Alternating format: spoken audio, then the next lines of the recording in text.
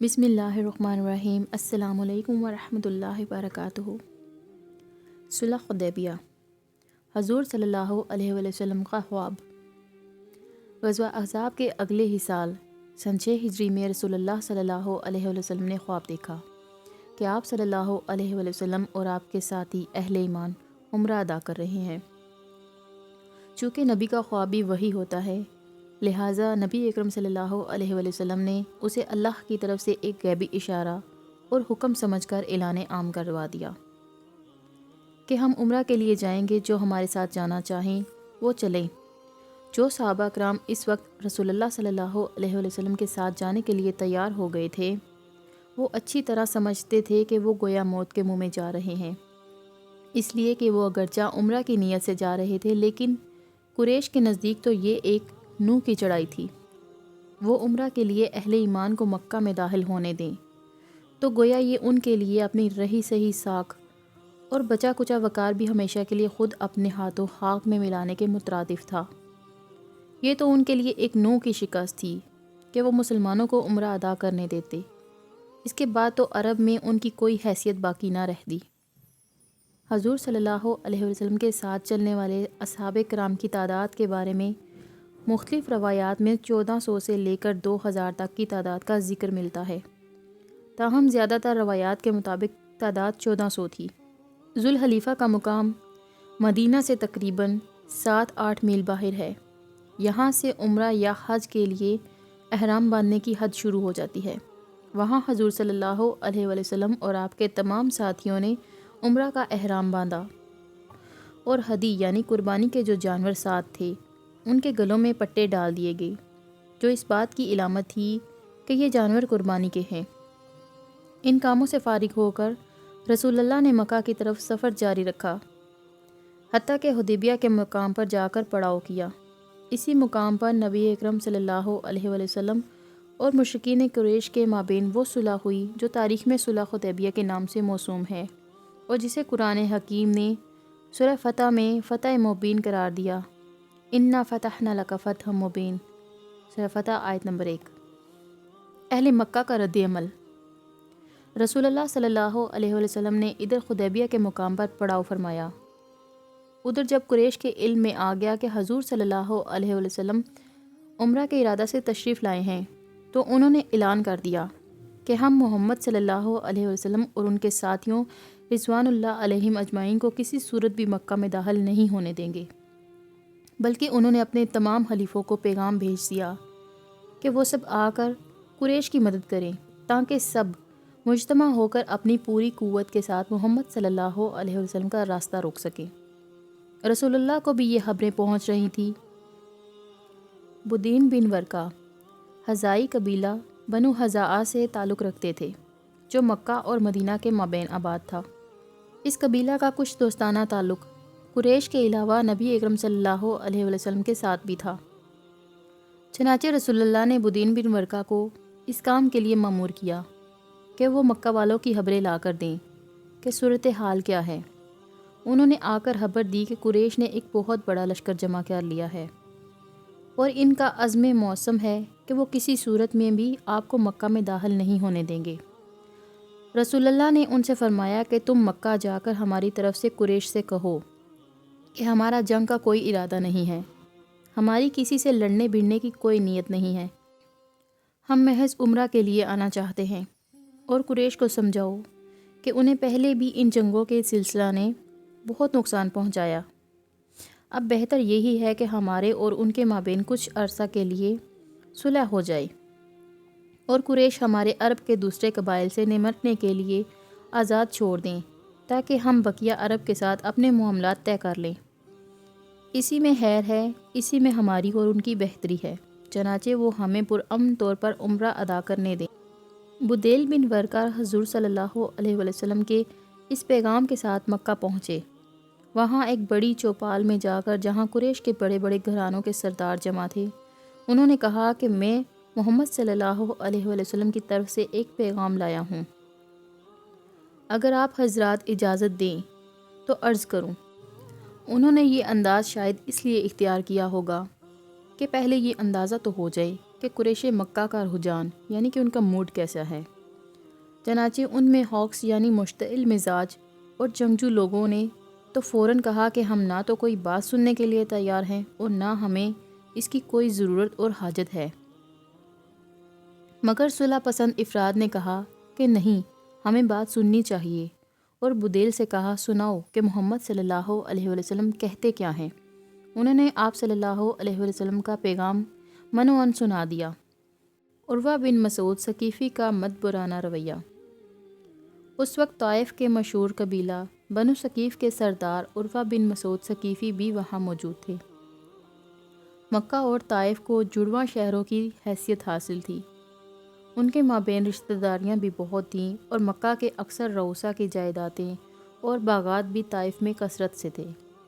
اس موقع پر ان ثقیفی سردار عروہ بن مسعود نے کھڑے ہو کر کہا، اے قریش، کیا میں تمہارے لیے باپ کی مانند نہیں ہوں اور کیا تم میرے بچوں کی مانند نہیں ہو؟ مجلس کے شرکاء نے کہا ایسا ہی ہے۔ پھر انہوں نے کہا، کیا تمہیں مجھ پر اعتماد ہے کہ میں جو کچھ کہوں گا تمہاری بہتری کے لیے کہوں گا؟ لوگوں نے جواب میں کہا کہ ہاں، ہمیں اس پر بھی اعتماد ہے۔ تو انہوں نے کہا، مجھے اجازت دو کہ میں محمد صلی اللہ علیہ وسلم کے پاس جاؤں اور ان سے بات چیت کروں۔ لوگوں نے اس تجویز کو قبول کر لیا۔ عروہ بن مسعود کی نبی اکرم صلی اللہ علیہ وسلم سے گفت و شنید۔ حدیبیہ میں جہاں نبی اکرم صلی اللہ علیہ وسلم اور صحابہ کا پڑاؤ تھا، عروہ وہاں آئے۔ وہ بہت ہی زیرک دانا اور مدبر انسان تھے۔ آخر ثقیف کے سردار تھے جو قریش کے بعد سب سے معزز قبیلہ شمار ہوتا تھا۔ انہوں نے وہاں پہنچ کر لشکر کے ماحول اور نظم و ضبط کا ایک اندازہ قائم کرنے کے لیے بھرپور جائزہ لیا۔ پھر وہ رسول اللہ صلی اللہ علیہ وسلم کے خیمہ میں حاضر ہوئے اور سب سے پہلے تو انہوں نے خوفزدہ کرنے کا انداز اختیار کرتے ہوئے کہا، محمد صلی اللہ علیہ وسلم، ایک طرف قریش اور ان کے حلیف ہیں، ان کی پوری قوت مجتمع ہے اور ان کا فیصلہ ہے کہ وہ کسی صورت میں بھی تم کو اور تمہارے ساتھیوں کو مکہ میں داخل نہیں ہونے دیں گے۔ وہ اس پر تلے ہوئے ہیں۔ اب تم دیکھ لو کہ اگر جنگ ہوئی اور بالفرض تم نے مکہ والوں کو ختم کر دیا تو کیا یہ کوئی اچھی بات ہوگی؟ اس سے پہلے کیا کسی شریف انسان کی ایسی مثال موجود ہے کہ اس نے اس طرح اپنے ہی قبیلہ کو ختم کر دیا ہو؟ اور اگر معاملہ برعکس ہوا تو میں دیکھ رہا ہوں کہ تمہارے ساتھ جو جمعیت ہے وہ تو مختلف قبائل سے آئے ہوئے لوگوں پر مشتمل ہے، گویا کہیں کی اینٹ اور کہیں کا روڑا والا معاملہ ہے۔ شکست اور ہزیمت کی صورت میں یہ سب تمہیں چھوڑ کر بھاگ جائیں گے، ان میں سے کوئی بھی تمہارے ساتھ کھڑا نہیں رہے گا۔ عروہ بعد میں ایمان لائے تھے اور انہیں صحابی ہونے کا شرف حاصل ہوا۔ عروہ بن مسعود کے پیش نظر چونکہ قبائلی نظام تھا اور وہ جانتے تھے کہ قبائل تو عموماً قبائلی حمیت کے تخت لڑتے ہیں، چنانچہ انہوں نے یہ بات اپنے تجربہ کی بنیاد پر کہی تھی۔ حضرت ابوبکر صدیق رضی اللہ عنہ اس موقع پر رسول اللہ صلی اللہ علیہ وسلم کے ساتھ تھے۔ ان کو عروہ بن مسعود کی اس بات پر طیش آ گیا۔ ان کی زبان سے عروہ کے لیے ایک عریاں گالی نکل گئی اور انہوں نے کہا، کیا تم یہ سمجھتے ہو کہ ہم رسول اللہ کو چھوڑ دیں گے؟ خدا کی قسم، ہم ان کو چھوڑنے والے نہیں ہیں۔ گالی سن کر عروہ نے پوچھا، یہ کون ہے؟ بتایا گیا کہ یہ ابوبکر صدیق رضی اللہ عنہ ہیں۔ تو عروہ نے کہا، ان کا مجھ پر ایک احسان ہے، ورنہ آج میں انہیں اس گالی کا جواب دیتا۔ اس کے بعد عروہ نے رسول اللہ صلی اللہ علیہ وسلم سے گفتگو کرتے ہوئے یہ گستاخانہ انداز اختیار کیا کہ بار بار حضور صلی اللہ علیہ وسلم کی ریش مبارک کی طرف ہاتھ بڑھاتے۔ وہ شاید یہ دیکھنا چاہتے ہوں کہ حضور صلی اللہ علیہ وسلم کے بارے میں آپ کے ساتھیوں کا طرز عمل کیا ہے۔ حضرت مغیرہ بن شعبہ رضی اللہ عنہ بحیثیت محافظ وہاں کھڑے ہوئے تھے۔ انہوں نے عروہ کی بار بار کی یہ حرکت دیکھ کر اپنی تلوار کا دستہ ان کے ہاتھ پر مارا اور کہا کہ آئندہ یہ ہاتھ حضور صلی اللہ علیہ وسلم کی ریش مبارک تک بڑھا تو قطع ہو جائے گا، واپس نہیں جا سکے گا۔ بہرحال عروہ یہ گفتگو کر کے اور ایک اندازہ قائم کر کے واپس مکہ چلے گئے۔ عروہ کا قریش کے سامنے اپنے تاثرات کا اظہار۔ مکہ پہنچ کر عروہ بن مسعود نے قریش کے سرداروں کے سامنے جو رپورٹ پیش کی، اس سے ان کے اس تاثر کا اندازہ ہوتا ہے جو اہل ایمان کے لشکر کے نظم و ضبط، ان کے جوش و خروش اور ان کی فدائیانہ کیفیات کو دیکھ کر ان کے دل و دماغ پر مرتب ہوا تھا۔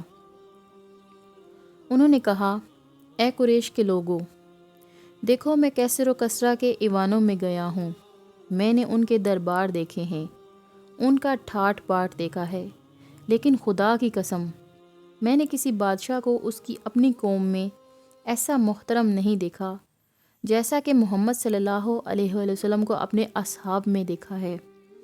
میں نے اپنی آنکھوں سے دیکھا ہے کہ جو لوگ محمد صلی اللہ علیہ وآلہ وسلم کے ساتھ ہیں، ان کو جتنی محبت محمد صلی اللہ علیہ وآلہ وسلم سے ہے اور جتنی عقیدت و توقیر اور عزت محمد کی ان کے دلوں میں ہے صلی اللہ علیہ وآلہ وسلم، اور اپنے دین کی جو حمیت اور فدائیانہ جذبات ان کے دلوں میں ہیں، وہ مجھے پوری زندگی میں کہیں بھی دیکھنے میں نہیں آیا۔ میں نے تو یہاں تک دیکھا ہے کہ جب محمد صلی اللہ علیہ وآلہ وسلم وضو کرتے ہیں تو لوگ ان کے وضو کا پانی تبرک کے طور پر لینے کے لیے ٹوٹ پڑتے ہیں۔ اگر وہ تھوکتے ہیں یا ان کے دہن سے بلغم نکلتا ہے تو لوگ اسے جھپٹ لیتے ہیں اور اس کو اپنے ہاتھوں اور چہروں پر مل لیتے ہیں۔ یہ محبت میں نے کسی قوم میں اپنے سردار اور قائد، حتیٰ کہ کسی بادشاہ تک کے لیے نہیں دیکھی، لہٰذا بہتری اسی میں ہے کہ تم ان سے مت بھیڑو، ان سے جنگ کا ارادہ ترک کر دو اور مصالحت کر لو۔ قریش کے جوشیلے افراد کا رد عمل۔ عروہ کے اس اظہار خیال پر وہاں بڑا شور و گل ہوا کہ ہم مصالحت کے لیے ہرگز تیار نہیں ہیں، ہم محمد صلی اللہ علیہ وآلہ وسلم کو کسی صورت بھی اپنے ساتھیوں کے ساتھ مکہ میں داخل نہیں ہونے دیں گے۔ محمد صلی اللہ علیہ وآلہ وسلم کو واپس جانا پڑے گا، ورنہ خون کی ندیاں بہہ جائیں گی۔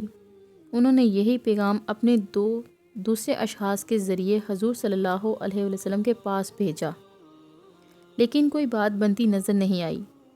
فریقین میں سے کوئی بھی اپنے موقف سے ہٹنے کے لیے تیار نہیں ہوا اور تناؤ کی کیفیت برقرار رہی۔ مصالحت کے لیے نبی اکرم صلی اللہ علیہ وآلہ وسلم کی طرف سے مساعی۔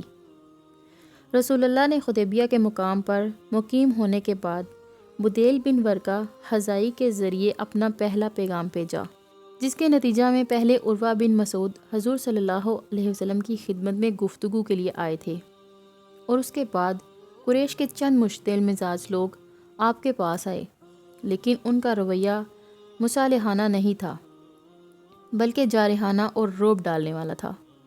اس پر رسول اللہ نے خود سلسلہ جنبانی شروع کرنے اور اپنے اصحاب میں سے کسی کو مکہ والوں کے پاس افہام و تفہیم کے لیے بھیجنے کا ارادہ فرمایا۔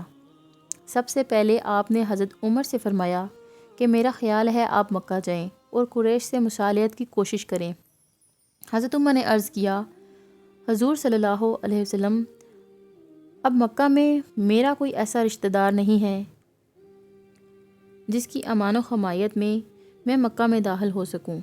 ہو سکتا ہے کہ وہ مجھے دیکھتے ہی بغیر بات چیت کے قتل کر دیں، لہٰذا میں تجویز کرتا ہوں کہ میرے بجائے عثمان بن عفان کو بھیجا جائے۔ ان کا قبیلہ بنو امیہ بہت مضبوط ہے، ان کے بہت سے قریبی رشتہ دار بھی وہاں موجود ہیں، جن میں سے کسی کی بھی امان و حمایت میں وہ مکہ میں داخل ہو سکتے ہیں۔ رسول اللہ نے اس رائے کو پسند فرمایا اور حضرت عثمان بن عفان رضی اللہ عنہ کو مکہ جانے کا حکم فرمایا، چنانچہ وہ تعمیل حکم میں مکہ کی طرف روانہ ہو گئے۔ بیعت رضوان۔ نبی اکرم صلی اللہ علیہ وآلہ وسلم کی جانب سے اس سفارت کے لیے حضرت عثمان رضی اللہ عنہ کا انتخاب آپ رضی اللہ عنہ کی بے شمار فضیلتوں میں سے ایک فضیلت ہے۔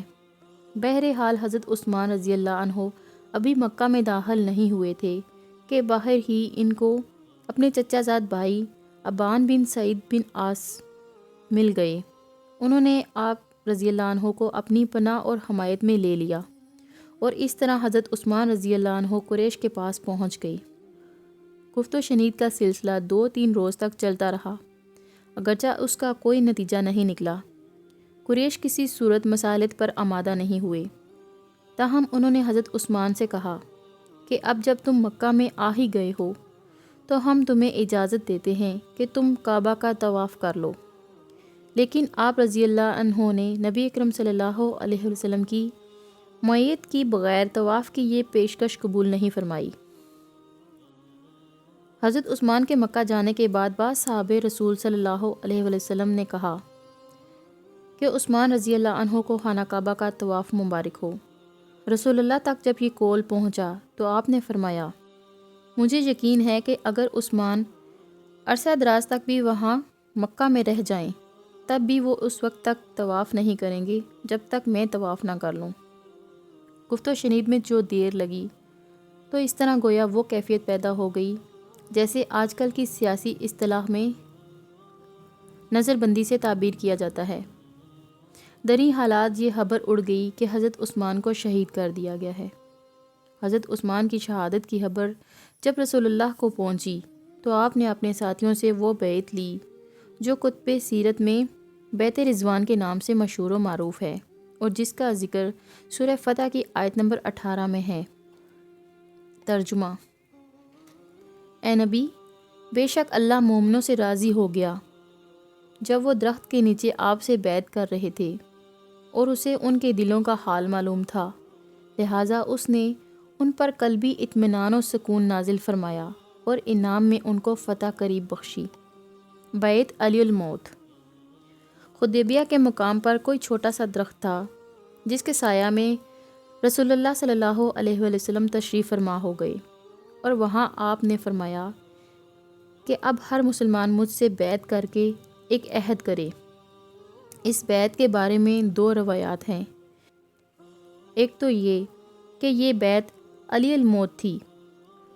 حضور صلی اللہ علیہ وسلم نے فرمایا کہ ہر مسلمان میرے ہاتھ پر موت کی بیعت کرے کہ چاہے ہم سب ہلاک ہو جائیں لیکن عثمان رضی اللہ عنہ کے خون کا بدلہ لیے بغیر ہرگز یہاں سے نہیں ہٹیں گے۔ دوسری روایت ہے کہ اس بات پر بیعت لی گئی ان لا نفرہ، یعنی ہم یہاں سے پیٹھ نہیں موڑیں گے اور راہ فرار اختیار نہیں کریں گے۔ بہرحال اس بیعت کا مقصد یہ سامنے آتا ہے کہ کسی حالت میں پیٹھ نہیں دکھانی اور میدان جنگ سے جان بچا کر نہیں جانا۔ اگرچہ جان بچانے کی چند صورتیں وہ ہیں جن کی سورہ انفال میں اجازت دی گئی اور انہیں جائز ٹھہرایا گیا، مثلاً یہ کہ پینترا بدلنا مقصود ہو یا کسی جنگی حکمت عملی کا تقاضا ہو کہ پیچھے ہٹ جایا جائے، مگر یہاں اس امر کا فیصلہ ہو گیا کہ کسی صورت میں بھی یہاں سے نہیں ہٹنا۔ اب یہاں سے کسی جنگی حکمت عملی کے تحت پسپائی کا امکان بھی باقی نہیں رہا جان بچا کر فرار ہونے کا معاملہ تو یہ عمل گناہ کبیرہ میں شامل ہے ہی۔ گویا یہ بیعت علی الموت تھی کہ ہر شخص میدان میں ڈٹا رہے گا، صرف موت ہی اسے اس جنگ سے دستگاری دے سکے گی۔ حضرت عثمان رضی اللہ عنہ کی خصوصی فضیلت۔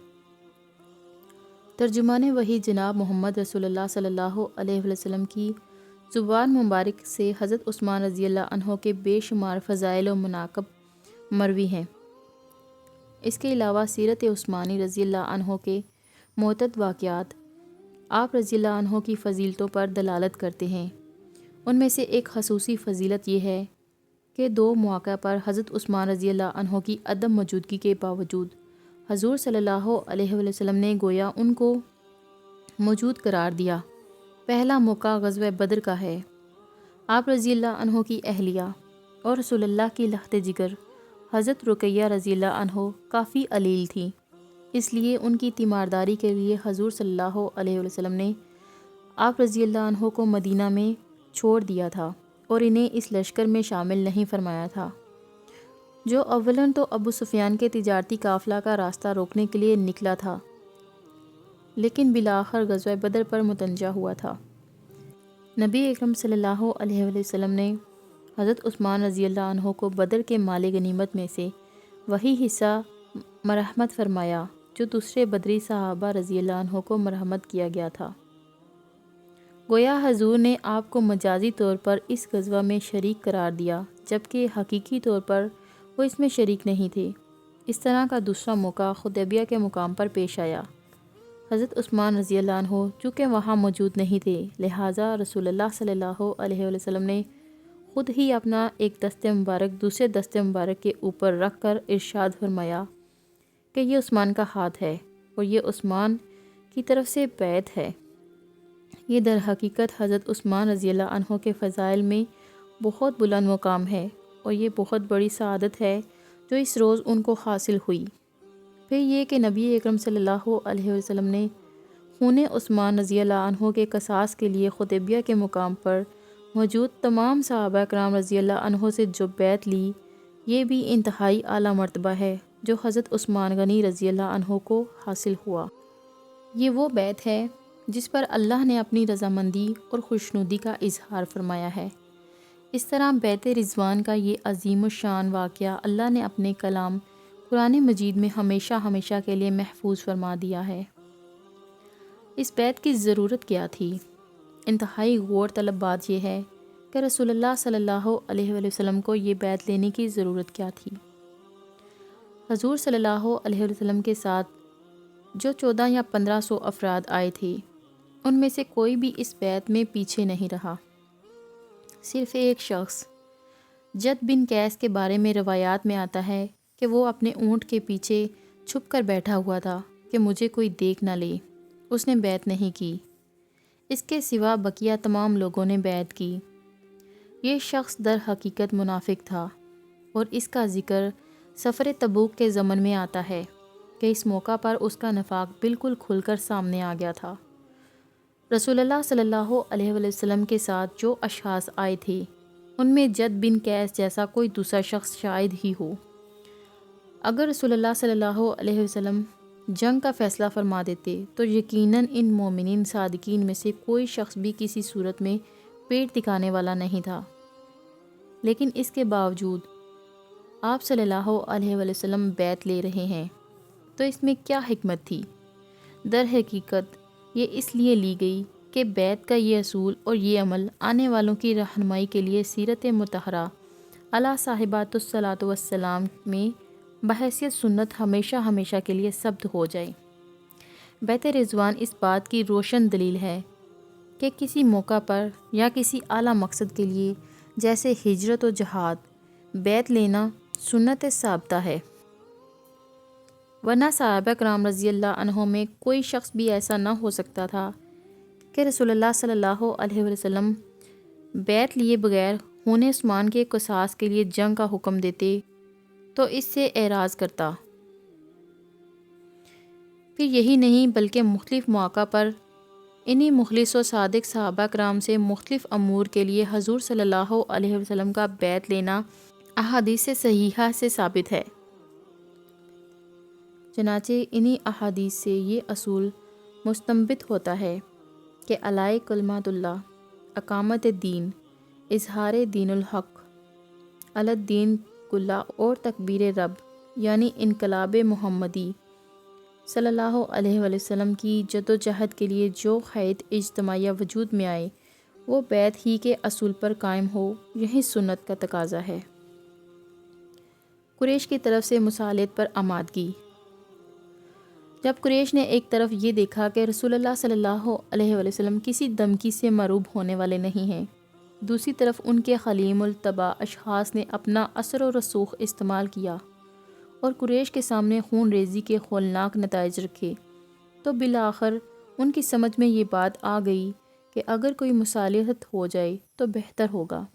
لہٰذا آخرکار انہوں نے مصالحانہ گفتگو کے لیے سہیل بن عمرو کو حضور صلی اللہ علیہ وسلم کے پاس بھیجنے کا فیصلہ کیا، جن کا شمار ان کے بڑے متحمل اور مدبر سرداروں میں ہوتا تھا۔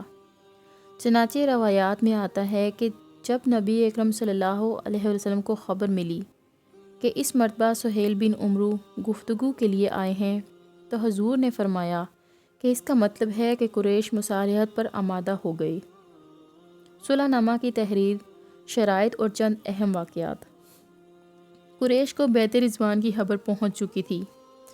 جس پر ان میں کافی سراسیمگی پھیل گئی تھی۔ اسی لیے انہوں نے سہیل بن عمرو کو اپنی طرف سے نمائندہ بنا کر بھیجا تاکہ وہ ایسی شرائط پر مصالحت کر لیں جو قریش کے لیے آبرومندانہ ہوں، سبکی کا باعث نہ ہوں۔ وہ حضور صلی اللہ علیہ وسلم کی خدمت میں حاضر ہوئے اور مصالحت کا عندیہ ظاہر کیا۔ گفت و شنید کے بعد جب طے ہوا کہ صلح نامہ تحریر کر لیا جائے تو نبی اکرم صلی اللہ علیہ وسلم نے صلح نامہ تحریر کرانا شروع کیا۔ حضرت علی رضی اللہ عنہ کاتب کے فرائض انجام دے رہے تھے۔ حضور صلی اللہ علیہ وسلم نے فرمایا، بسم اللہ الرحمن الرحیم۔ سہیل بن عمرو نے فوراً ٹوک دیا کہ نہیں، ہم بسم اللہ الرحمن الرحیم سے واقف نہیں ہیں، ہم تو ہمیشہ سے بسمک اللہم استعمال کرتے رہے ہیں، لہٰذا یہی الفاظ لکھے جائیں۔ ہم آپ کے الفاظ بسم اللہ الرحمن الرحیم تسلیم کرنے کے لیے تیار نہیں۔ حضور نے فرمایا، ٹھیک ہے، لکھ دو بسمک اللہم، کوئی فرق واقع نہیں ہوتا۔ اس کے بعد حضور نے حضرت علی سے فرمایا کہ لکھو، یہ وہ صلح ہے جو محمد رسول اللہ صلی اللہ علیہ وسلم اور قریش کے مابین منعقد ہوئی۔ سہیل بن عمرو نے فوراً دوسرا اعتراض جڑ دیا کہ محمد رسول اللہ کے الفاظ نہیں لکھے جا سکتے، اس لیے کہ اسی بنا پر تو ہمارا سارا تنازع ہے۔ ظاہر ہے کہ صلح نامہ کے نیچے فریقین کے دستخط ہوں گے تو یہ پوری عبارت گویا دونوں کے مابین متفق علیہ ہوگی، اور اس میں اگر آپ کا نام رسول اللہ لکھا ہوا ہے تو گویا ہم نے آپ کو رسول اللہ مان لیا، پھر تو ہمارے اور آپ کے مابین کوئی جھگڑا اور کوئی تنازع باقی نہ رہا، پھر صلح کا کیا سوال؟ پھر آپ کے نام کے ساتھ رسول اللہ نہیں لکھا جائے گا۔ سہیل بن عمرو کا یہ اعتراض قانونی اعتبار سے درست تھا۔ اس سے اندازہ ہوتا ہے کہ وہ کتنے ذہین اور مدبر شخص تھے۔ نبی اکرم صلی اللہ علیہ وسلم نے اس اعتراض پر مسکراتے ہوئے فرمایا کہ تم مانو یا نہ مانو، میں اللہ کا رسول ہوں۔ فتح مکہ کے بعد یہ سہیل بن عمرو بھی ایمان لے آئے اور حضور صلی اللہ علیہ وسلم کے صحابی ہونے کے شرف سے مشرف ہوئے۔ رسول اللہ صلی اللہ علیہ وسلم کی وفات کے فوراً بعد ارتداد کا جو فتنہ اٹھا، اس کے اثرات مکہ تک بھی پہنچے تھے، لیکن سہیل بن عمرو نہ صرف خود ثابت قدم اور اسلام پر قائم رہے، بلکہ آپ چونکہ نہایت شعلہ بیان خطیب بھی تھے، لہٰذا انہوں نے اپنے مؤثر و مدلل خطبات کے ذریعہ سے مکہ والوں کو اس فتنہ سے بچانے میں اہم کردار ادا کیا۔